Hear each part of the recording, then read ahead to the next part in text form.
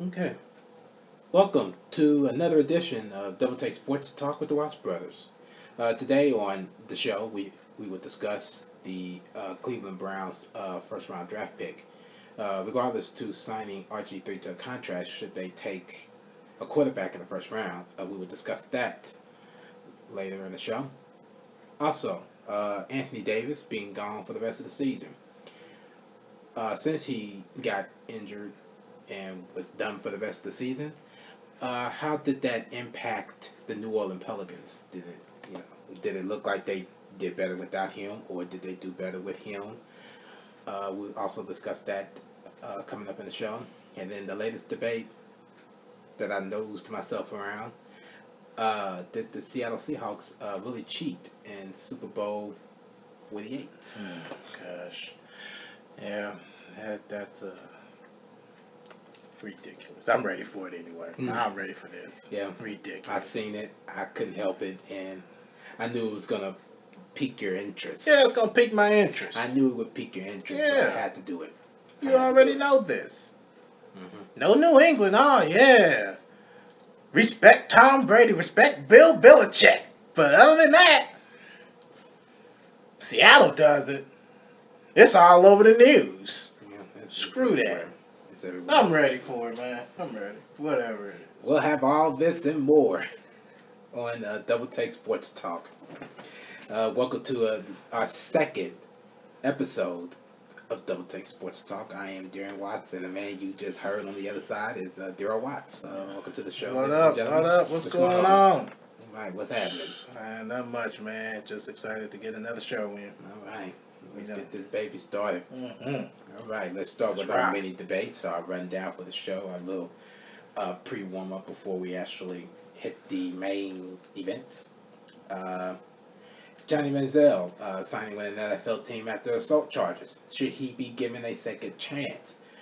Breaking news came out saying that he Was uh, indicted. Yes. and he pleaded not guilty. Well, he's Am I going correct? to plead not guilty. Well, he is. He's going to pleading plead not guilty.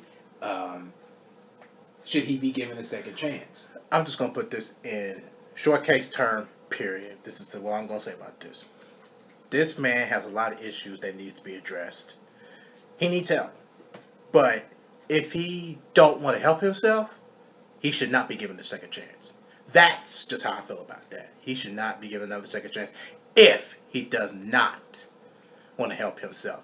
And speculations and rumors and stuff like that, oh yeah, he's willing to, get himself together and get ready for this upcoming season. It's a bunch of crap to me. Your old habits die hard. Okay, old habits die hard. And if you're, like I said, if you're not going to help yourself, get yourself together, you done lost everything that you had worked hard for. Lost everything. You done lost your agents, your deals, your businessmen. You lost everything because they don't want no part of you if you're not going to help yourself. The main focus for him is that he needs to help himself. But if he's not going to do that, he don't need a second chance. That's how I feel about it. It was interesting, and I agree with that. And it was interesting. Actually, two things piqued out my attention. The first thing that piqued out my attention when we was talking about Ray Rice a while ago, Right. he helped himself, but no NFL But no, team still exactly. wants him. So So usually in particular cases, it's a done deal. it's 100% case. It's a done It's a deal. done deal. Yeah, exactly There's right. no way in the world. There may be some people that has bounced back from that, but him, no. But see, And here's Ray the Rice difference. Here's the difference that I think that we should feed ourselves on. It may not have nothing to do with it, but this is something that we should be able to look at. Johnny Manziel is upcoming in the NFL. He just practically started his career. So, with him just starting and with this mess already in the making, it would probably be more of a slim to none case of him returning to the NFL versus Ray Rice.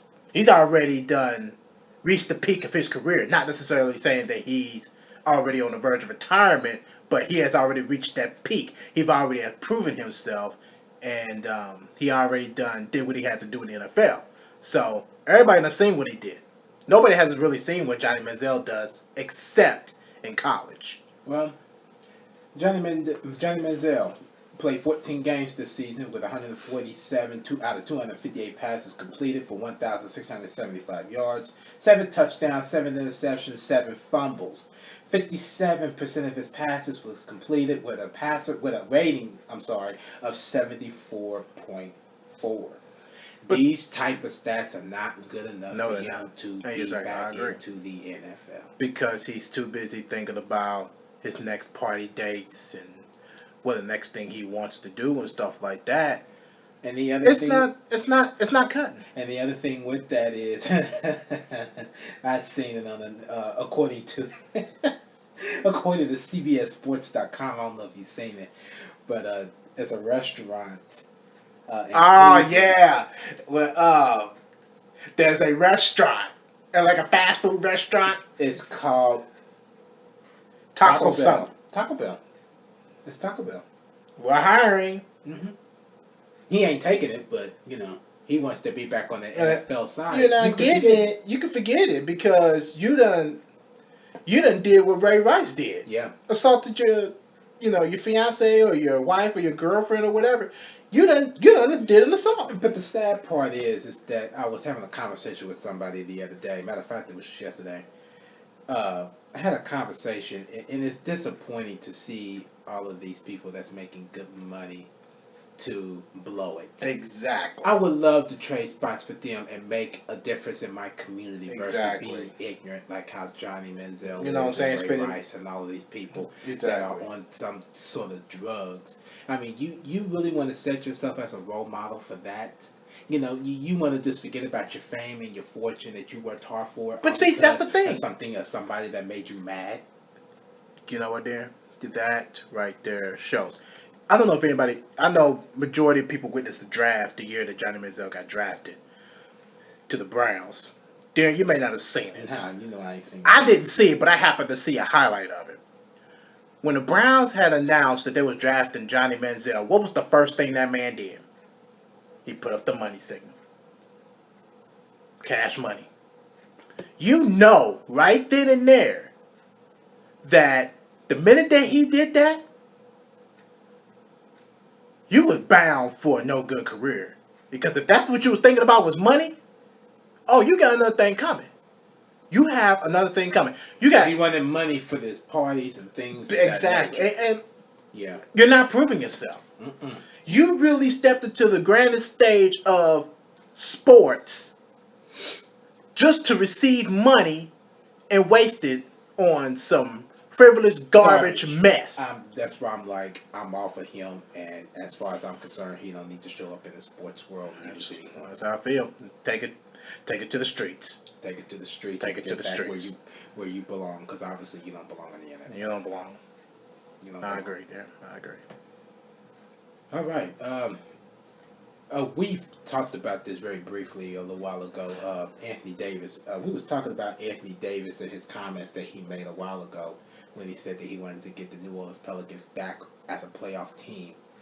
And then there came Alvin Gentry when he said that this team is no longer a playoff team when they was not even officially out yet. Yeah. Did Anthony Davis make that impact for them not to be a playoff team, or do we blame that on Alvin Gentry? Let me put it like this. I'm blaming it on Alvin Gentry. You know what? He gets 90% of the blame. No, as a matter of fact, I blame him too. And the reason why I blame him is because he just let things go out of control. He did. You have 9 players on IR. 9. Really?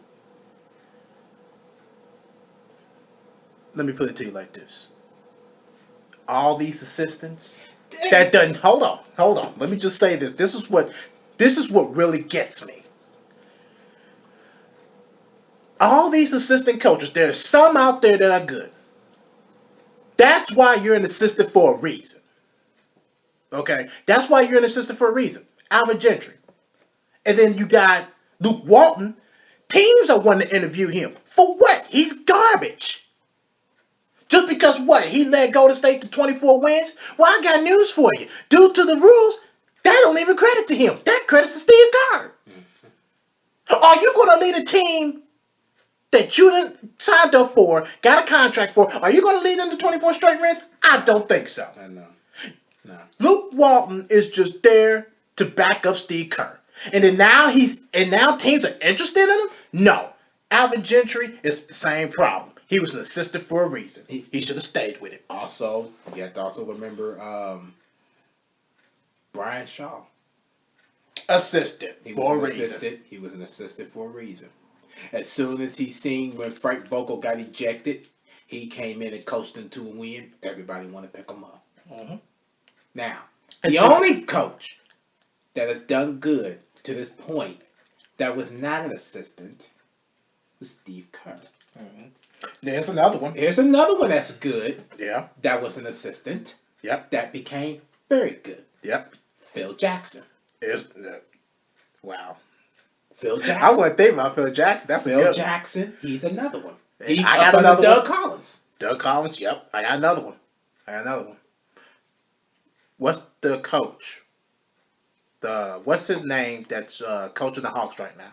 What's his name? It's Mike something. Oh, I don't know. It's Mike something. He was an assistant for the Spurs when he got his contract with the Atlanta Hawks. I don't know. I never really paid him. Yes, it's Mike. I think it's Mike Budenholzer or something like that. Oh, maybe you are right. He was an assistant with San Antonio. I thought he was gone. No, he's still with Atlanta, and he led them to the playoffs. That's another good one. I was saying it's only you pick and choose. That's how you see this. You pick and choose. Mike Budenholzer. Yeah, exactly, right. Budenholzer. Yeah, that you pick and choose of who do you think will make great potentials as a assistant. Mm-hmm. Those ones that really backed up respectable coaches like Phil Jackson and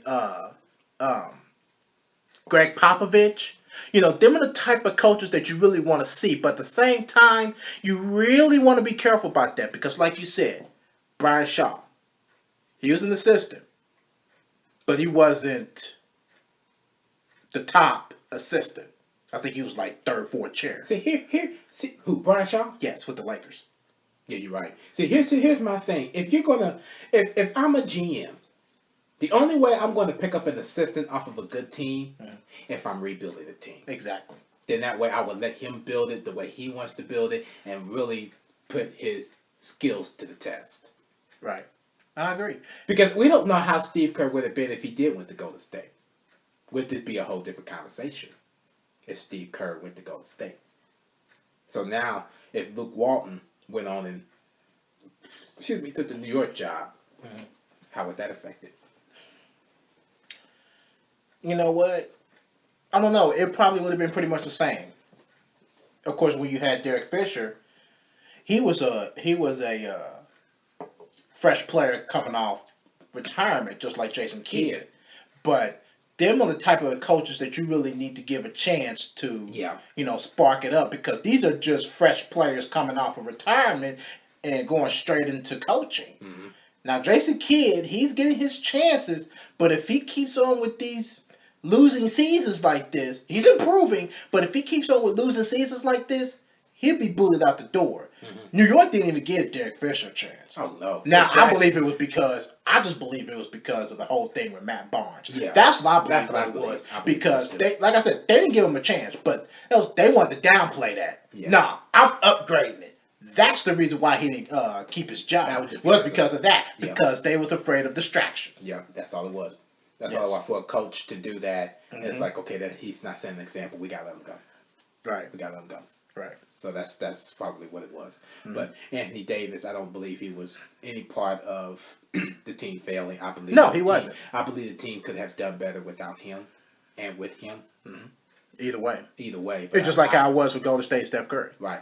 That's why I'm like, okay, I believe this is all on Alvin Gentry. He don't know how to coach a team. He don't know how to motivate. And he don't have the leadership skills. Exactly. And he's been a head coach for years now. Mm-hmm. You know what I'm saying? You're an assistant coach for a reason. You need to stay there. Yeah. You need to stay there. So, if you believe that this is not an Alvin Gentry thing, it is. Right. It is. Hmm. From an NBA standpoint, what do you think the type of game plans should be run in the NBA? What do you think is the most best efficient one to run for the NBA? Well, I respect the San Antonio Spurs and their upbeat tempo because there's different type of strategies that you want to play from when you're playing different teams, but you always want to stick to one game plan, many as you can, but one.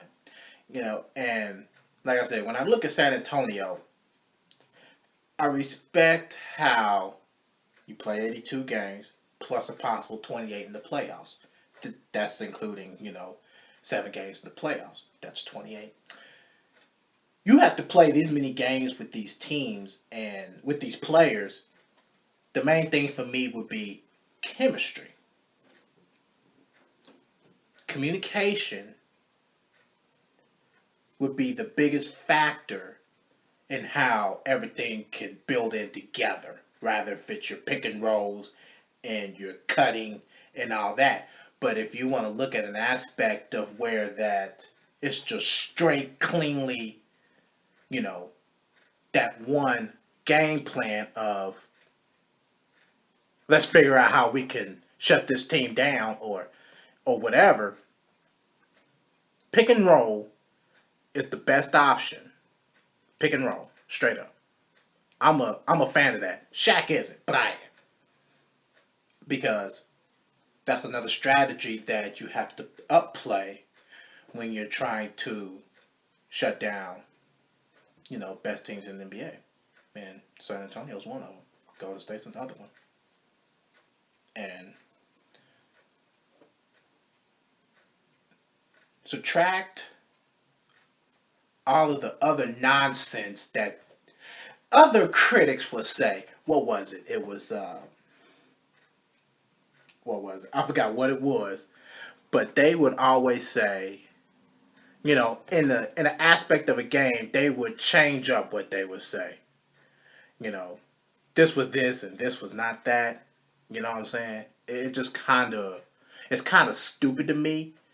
That's why you stick to one and one only, and that's pops. Pass the ball. Trust it. No sticking. Pick and rolls. I respect that. That's why you get your best records, even though when was the last time they won a championship? About a couple of years ago? Yeah, 2014, I believe it was. 2014. And that's how they got the revenge on Miami. That's how they got it. I mean, pick and rolls and trusting to pass the ball and trusting your teammates. I believe that's the big game plan. I really think it is.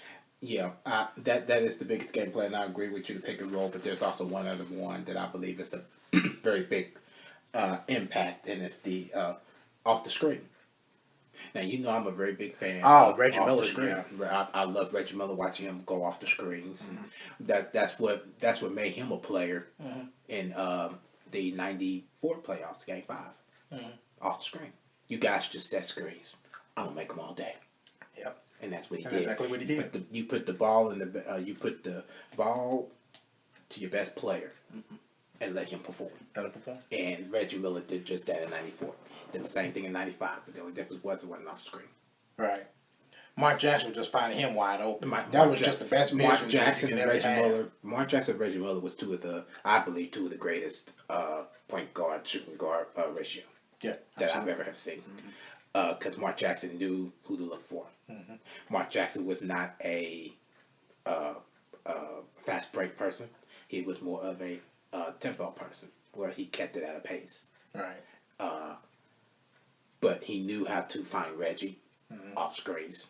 He knew how to do that. Travis Best did not, which was the And reason why that's the Reggie reason Miller did not do as perform good the way that he was supposed to. that he normally would. But off the screen, even when we go out there and play, you would set me screens. I hit them all day. Yep, you hit it. I Wide hit 'em all open. day. Too much spacing. Too much spacing, and you can still pass the ball in Right. that same similar sense Mm-hmm. using off screen ball too. Mm-hmm. But that's the best. That's one of the best efficient ways to get open. There are ways to shut it down, but I like it. And until you shut it down, I'm going with it. Exactly. I agree. I'm going with it. And that's the best one of the best pieces of strategies that you can even use in all games. Mm-hmm. You know what I'm saying? Off the screens and pick and roll. Yep. Where you got Tim Duncan, shit, you can do it all day. Mm-hmm. Straight up. All day long. Mm-hmm. Timmy Duncan. You Yep. gotta respect that. Mm-hmm.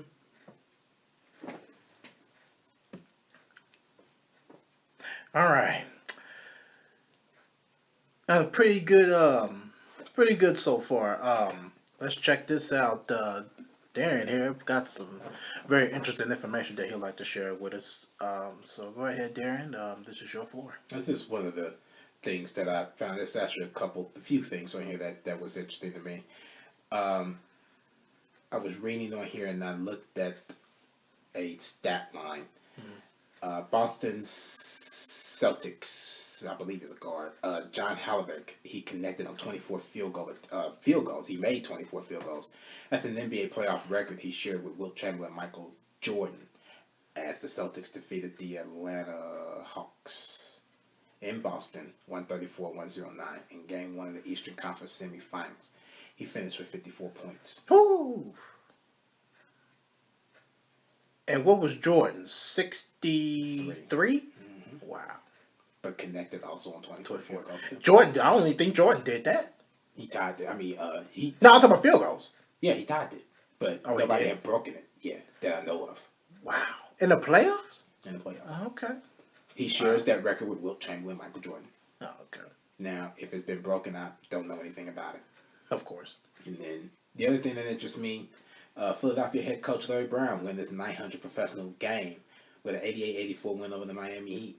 At that time, he compiled a 671-547 NBA record to go along with a 229-107 ABA ledger for a combined record of 900 wins and 654 losses.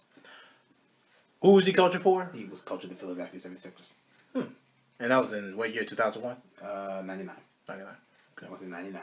And then in 1993, and this also interests me too, Mark Price had his consecutive free throw streaks end at 77 during a 114-113 loss at Charlotte.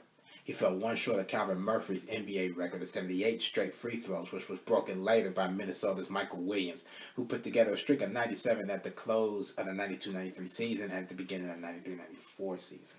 That's also one of the other underrated players in the game. Oh, yeah. Mark Price. Mark Price, very underrated. Very underrated. Very underrated. But a very player that was very respectable, Michael Jordan in 98. He reached 29,000 career points in a 107-93 win over Minnesota. And at that time, Jordan joined Kareem Abdul-Jabbar and Wilt Chamberlain as only players to reach that plateau. Ooh, wow. Awesome. And that is the interesting statistics of the day, courtesy of NBA.com/history. Oh, okay. I wonder if when you point up on that about the field goals, I wonder if anybody's going to break that in the playoffs. 24 field goals. Do you think there's going to be a lot of potential in some players that'll be able to hit those kind of field goals? Wardell Curry. Yeah, he's one of them. Wardell Klay Curry. Thompson could be another one. Yeah, Klay Thompson. I mean, if you could score 38 points in one quarter, which was what, second quarter? Yeah. Yeah, you could hit 24 field goals or more. That's a game changer. Yeah.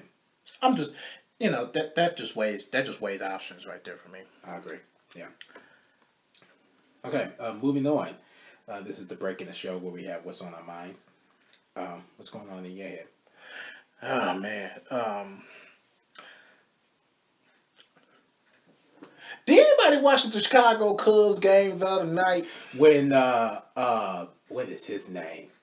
What is his name? I forgot his name. He had Threw a no hitter. Yes. What is his name? I forgot his name.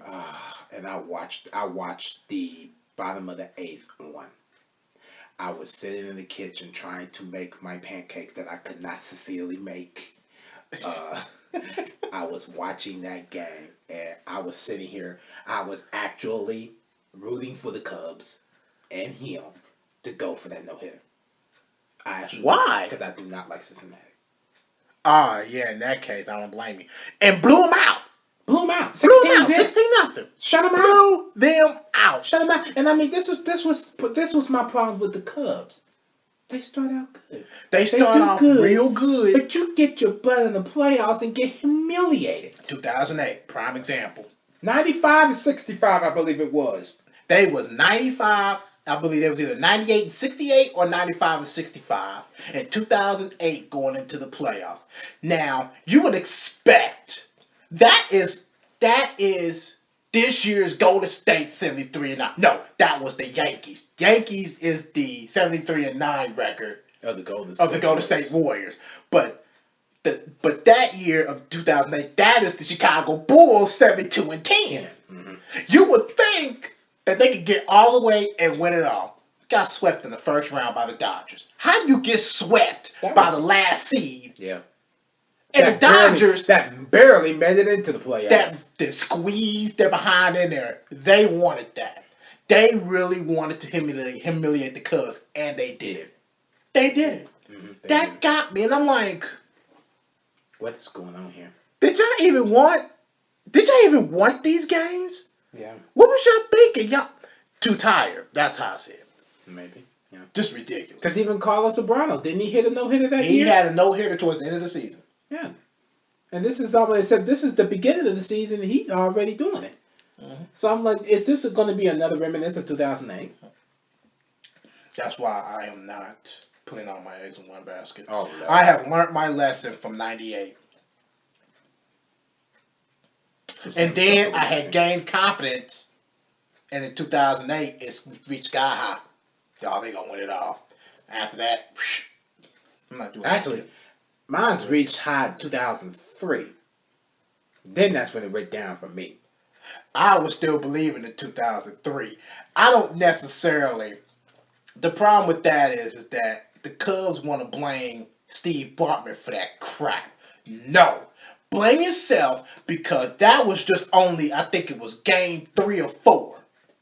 Get over it, get past it, and win at least 2 more games. You had an opportunity, but the Marlins exposed them. Mm-hmm. Yeah. Y'all too distracted off this Steve Bartman. That's why he's probably no longer a Cubs fan, and I don't blame him. I don't blame him. He don't want no part of the Cubs anymore. Did you know they even wrote this man a letter? Mm-hmm. Wanting to invite him to another Cubs game? He said no. Do you blame him? No. Mm-mm. I don't blame him at all. I don't blame him either. I'm good. I wouldn't do it. I wouldn't either. Mm-mm.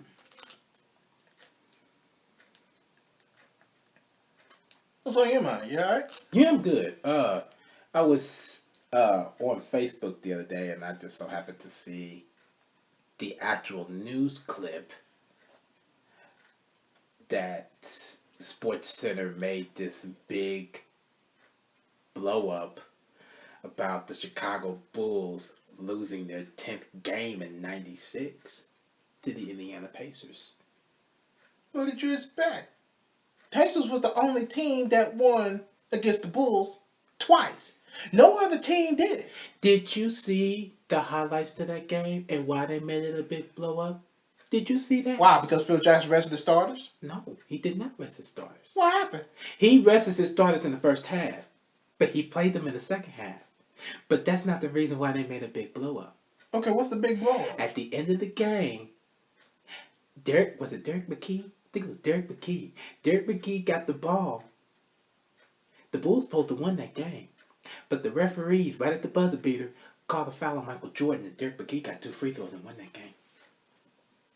They was not supposed to win that game. So they was really supposed to be 73-9. Golden State was supposed to tie them. Mm-hmm. So did you actually think that Michael Jordan fouled Derek McKee? I saved it and I kept watching it. I couldn't tell.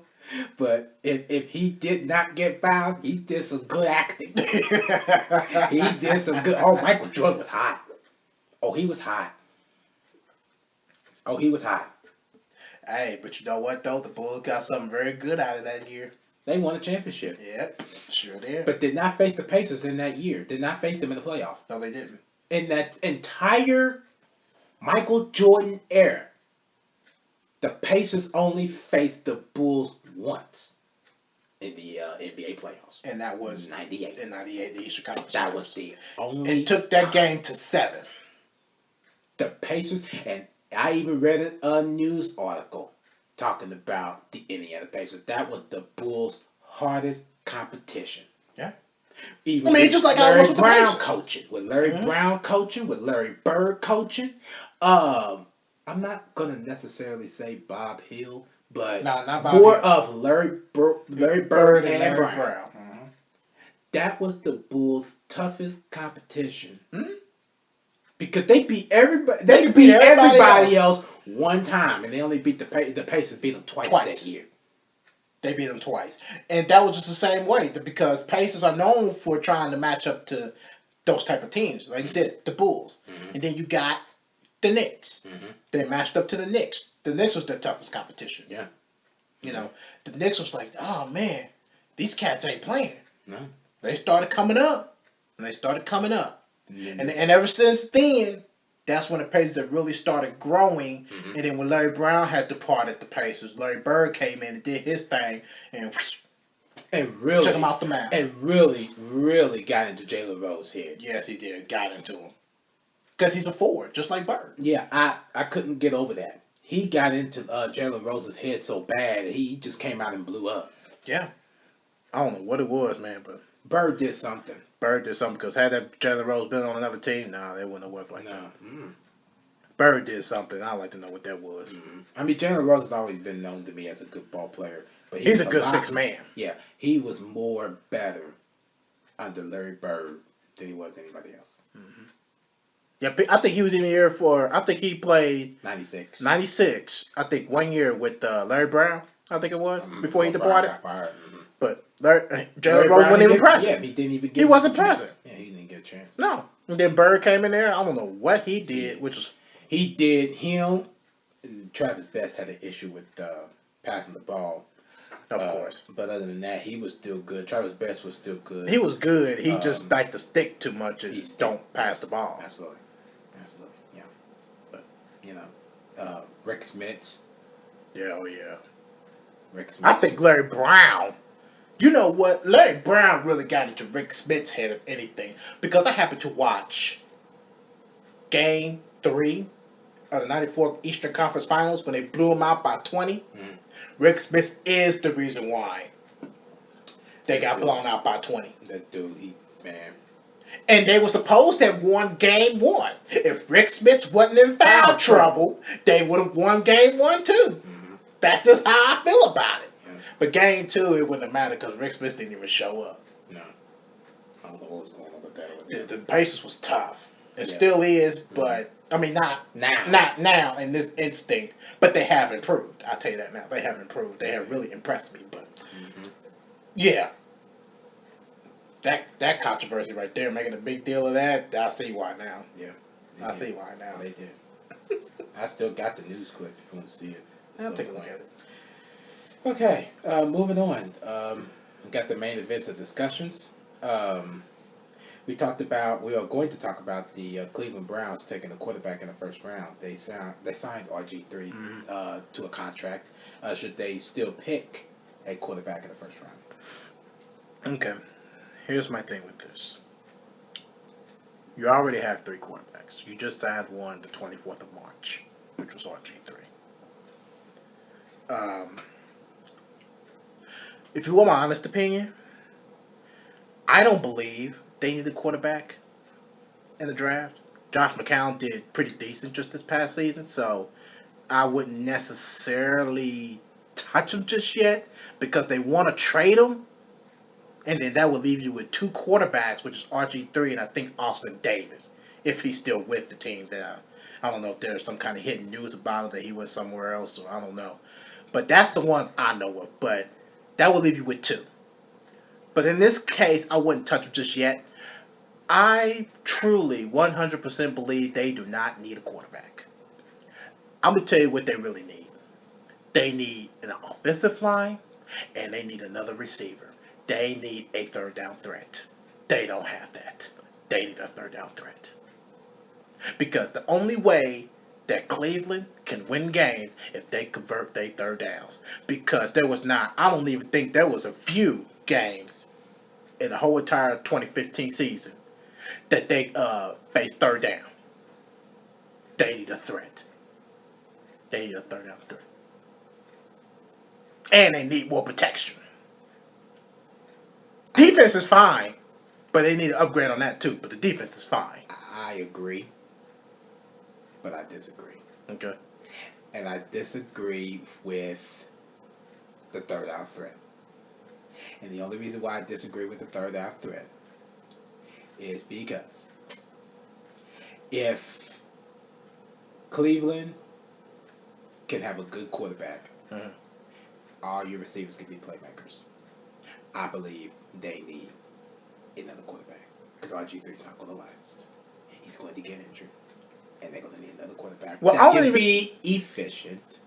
That they can be efficient to be able to throw the ball. Here's the problem with that. RG3 may not even be guaranteed to a starting spot. Then Josh McCown, that makes more of a reason that they're going to need a quarterback. They're going to need a quarterback. Josh McCown I think he did pretty good this season. I really think he did. I think he did too, but I still think they could use a quarterback. They don't have to get an expensive quarterback, but they could get a late sleeper in the first round. Okay. Here's my thing with this. With Josh McCown. This is his stats from last season. He played in 8 games. He completed 186 passes on 292 attempts for 2,109 yards, 12 TDs, and 4 picks.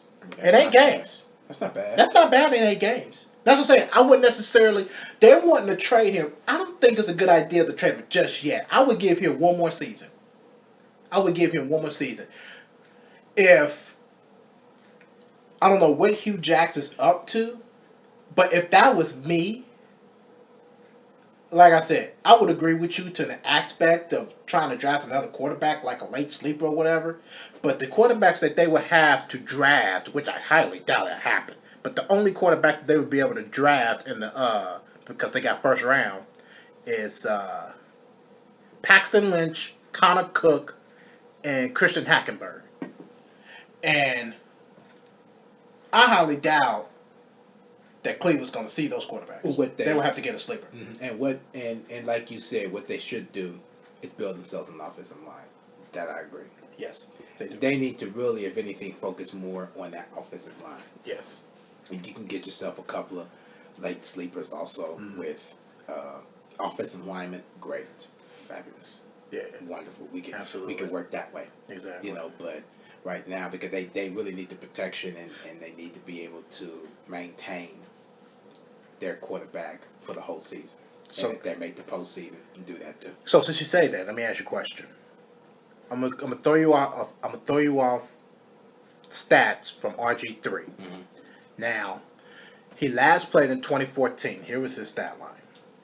He played in 9 games, completed 147 passes on 214 attempts for 1694, 4 TDs, and 6 picks. Do you believe? I don't think so, but do you believe that this is a quarterback that Hugh Jackson would want to start? Absolutely not. Absolutely not. Well, what only other way that RG3 could prove himself if he wants to impress Hugh Jackson to get a starting spot? Training camp. Absolutely. I agree. Show that you're healthy. Show that you can do what he asks. And trust your body. Right. Rather if you scrambling out of the pocket or rather if you're staying in the pocket. He's really not a pocket quarterback anymore. No, he's not. He's more of a scrambler. He's a Michael Vick. Yeah, he can be able to get because Michael Vick can stand in the pocket and stand strong and still throw that football like nothing. Mm-hmm. But if he knows he can't find nobody open, he'll run. He'll run. Mm-hmm. Just like that from that come behind win in New York when he was playing with Philadelphia. Was it Philadelphia? Yeah, Philadelphia. Mm-hmm. When he was playing with Philadelphia. 5 minutes left in the game. When Michael Vick dropped back, all of New York came at him. He ducked under them and ran for about 20, 30 yards. And you know what? And that game was on, I think it was Madden 12. You get to relive those type of games, and you have different scenarios to work from. But that was the same exact one. I couldn't do it.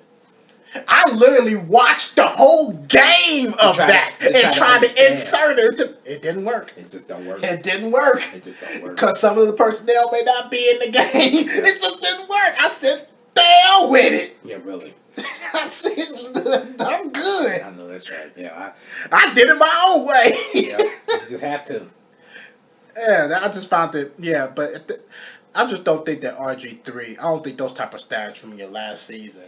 I think due to injury or whatever the case may be, that's not a beneficial way to get a starting spot. And they was kind of hesitant, I believe, in signing him. So Yeah, that's another tough sign. There oh too. yeah, yeah. But we'll see how this goes throughout, Absolutely. and we'll monitor that throughout the draft and Absolutely. everything else. And moving on to the last of the discussion, the Seattle Seahawks cheating in Super Bowl 48. And I know this is yours. Oh yeah. This is yours. Okay. What do you? How do you feel about that? And what do you have to help you with trying to convince people that they did not cheat? Okay. Darren, when you first brought this up to me, the first question I asked is, why did I not see this in the news? The second question I asked was, if I didn't see it in the news, why didn't it come up on my phone? So I was like, okay, Darren was the one that told me about this. He's seeing it everywhere. How come I didn't? So I started doing some digging. And when I looked, it said this. The Seattle Seahawks admitted that they cracked the code. Listen to me. Cracked the code. Do that means that they cheated? No, they did not. They cracked the code. They figured him out. Just like how New England did. They took a sledgehammer and literally, illegally cracked the codes of cheating. That is cheating.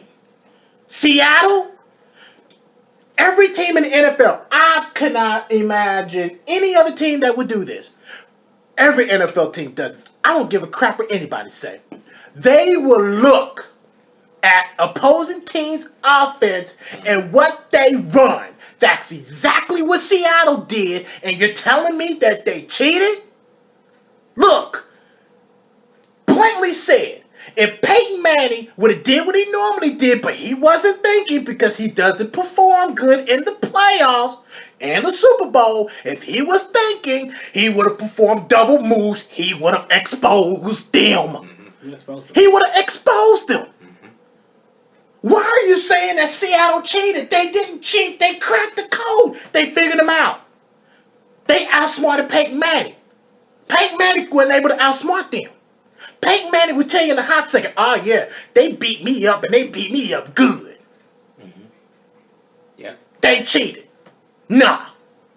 They did not. Cut the nonsense and let's be real about the situation. Let's be real about it. They're not getting penalized about it. They're not going to get any draft picks taken away. New England, on the other hand, yes, they are. Because they cheated to crack a code. And they did it illegally. There's your two difference between cheating and cracking the code. There's your difference. Because if you don't see what New England has did, I know New England fans are going to hate me when I say this, but yes, they cheated. They didn't crack no code. They cheated. Cheated. Cheated. Okay. Let's look at this from another point. I did some digging myself when I seen it, which probably took up majority of my time to the reason why I never did do anything else behind this. Because I was looking at something and I'm going to share it with you, and I want your opinion on this and tell me what you think about this. There's a website that I follow. Okay. It's not really, to me, efficient, but I'm going to use this because I want to hear what you think about this. Okay. This website, yourteamcheats.com, they believe that Seattle cheated. Here's what they're saying that they cheated for. It is called PracticeGate.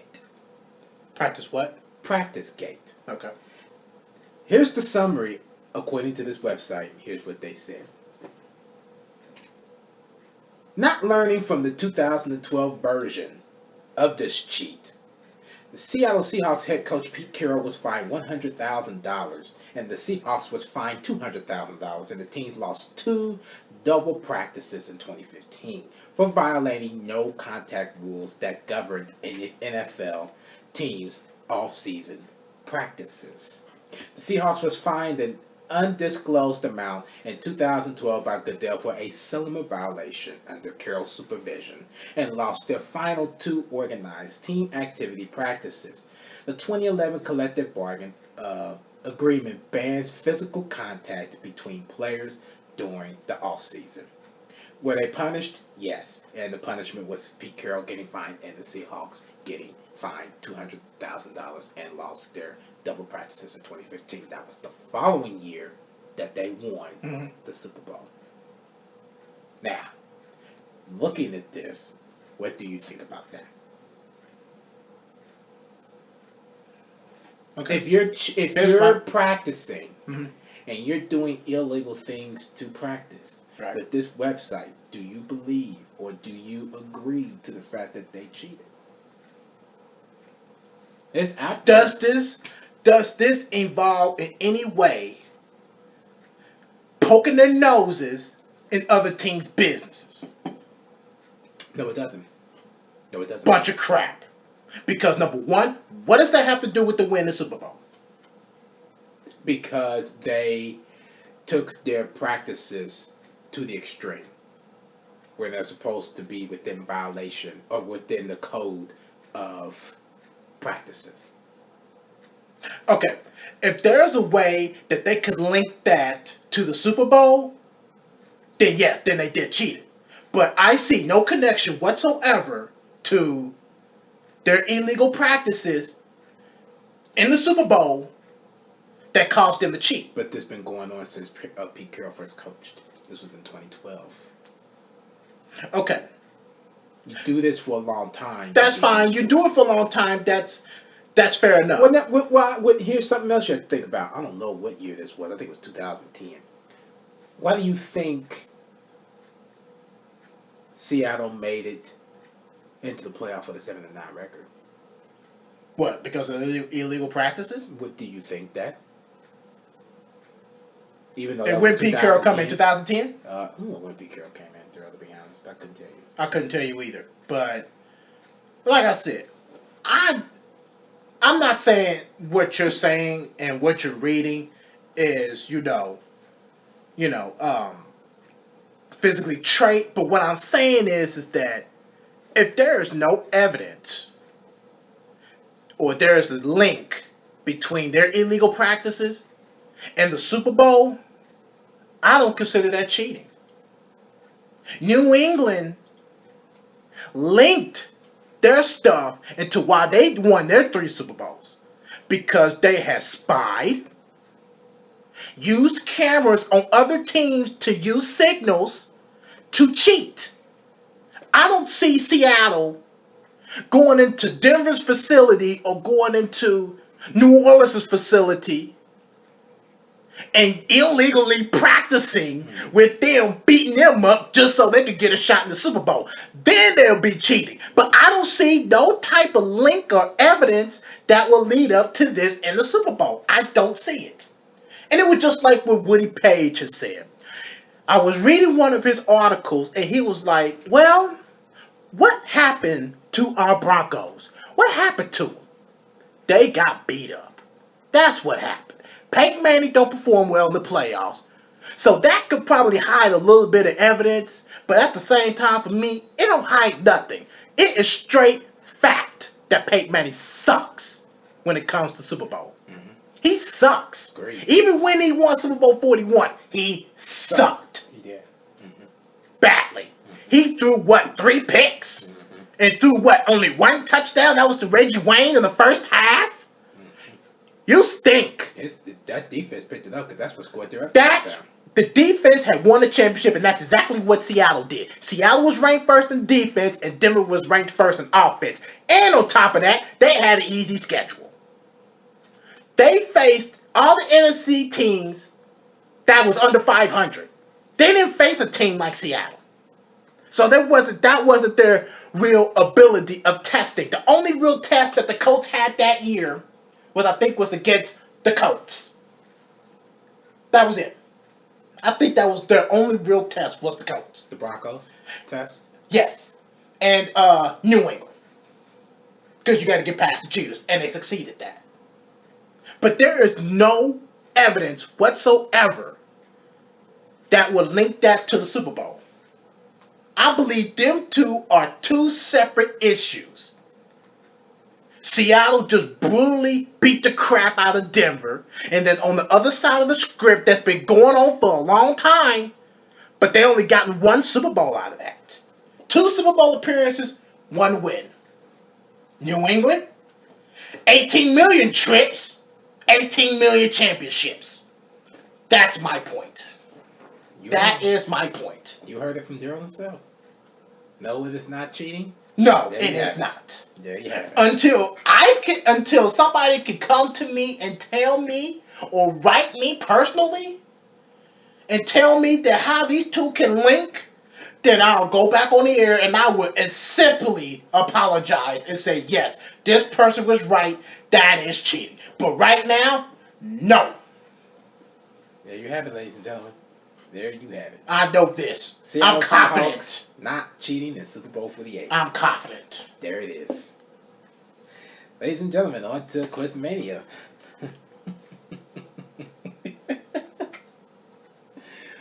Okay. Yeah. You got that look on your face. That really just boiled my skin, man. That really Yeah, it's just like eating a jalapeno pepper. It gets you going. Well, maybe we need to have We some need to more move on. after the show. See Yeah. what happens on that behalf. Absolutely. All right, moving on to our miscellaneous show part 2. The Quizmania question. This is a very interesting one. Yeah. What do you believe the top 2 records that will never be broken in the NFL? This is something that we talked about. Yeah, we talked about this.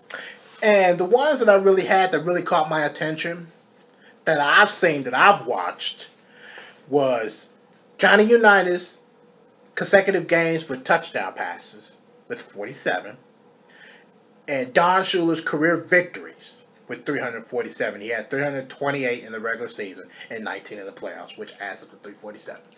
Them are the 2 I've seen. Excuse me. Now, the other 2 I thought about that I've seen was Jerry Rice's receiving record. Now, that could have broken. I'm not sure. I don't think it has. Wasn't on there. And Emmitt Smith's rushing, all-time rushing record. That wasn't on there either. Okay. That I'm was- sticking with Unitas and Shula. Them all are the top 2. Don Shula's number 1 and Johnny Unitas is number 2. I did my homework very well. Mm-hmm. But here are the top 10 records that the NFL believed that would never be broken. Okay. Number 10, Derek Thomas' 7 sacks in 1 game. They're almost broken, but it ain't written yet. That's one of them. Yeah. Number 9, Otto Graham's 10 years, 10 title games, won 7 out of the 10. Boy, that's related to the Boston Celtics in the 60s. Yep. 50s and 60s. Number 8, the 72 Dolphins going undefeated.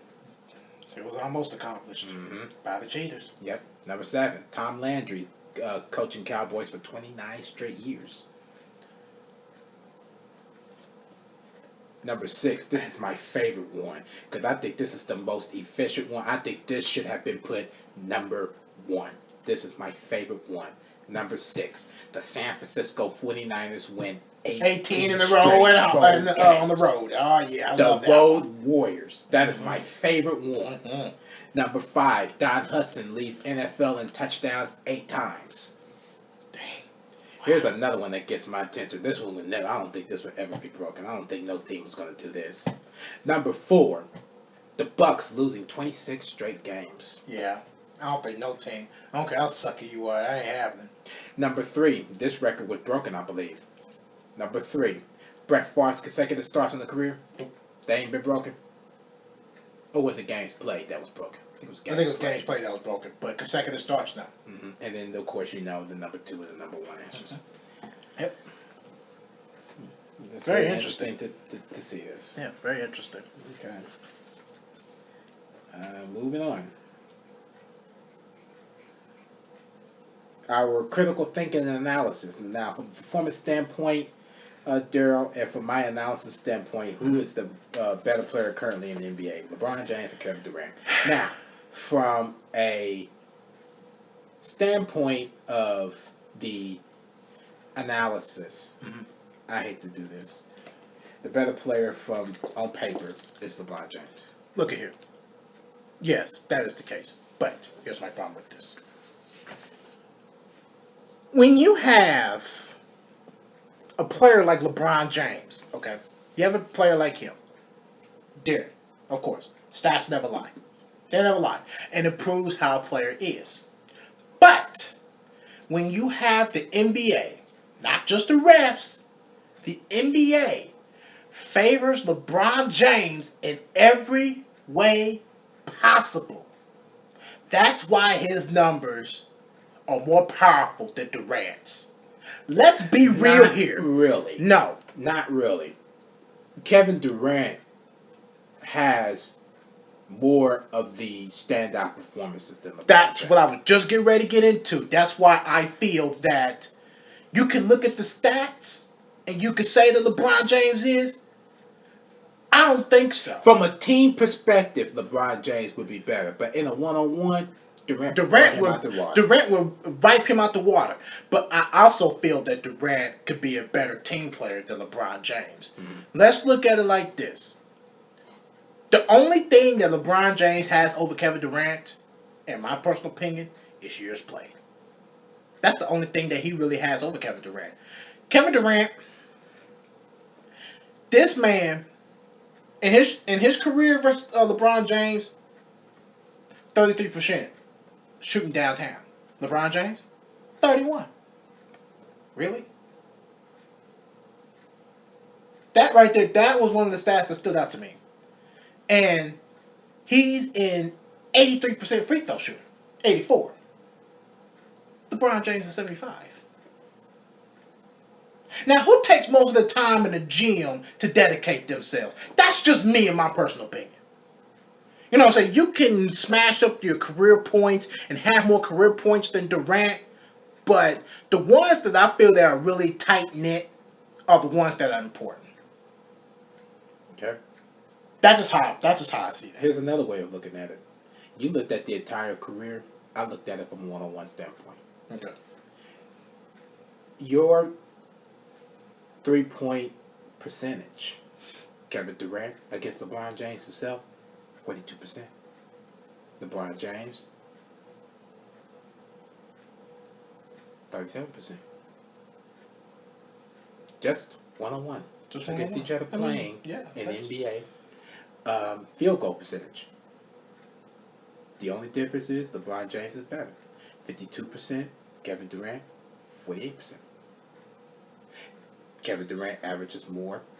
No, LeBron James averaged more points than Kevin Durant, 28 to his 29. Actually, 30. Actually, Kevin Durant, no, I'm sorry, 29. Actually, they both averaged 29 points a game. Yeah, if you round it for LeBron Yeah, James, it would really be put 28, but it's rounded up. Kevin Durant is 28. Okay. But it's rounded up to 29. I always rounded up to 29.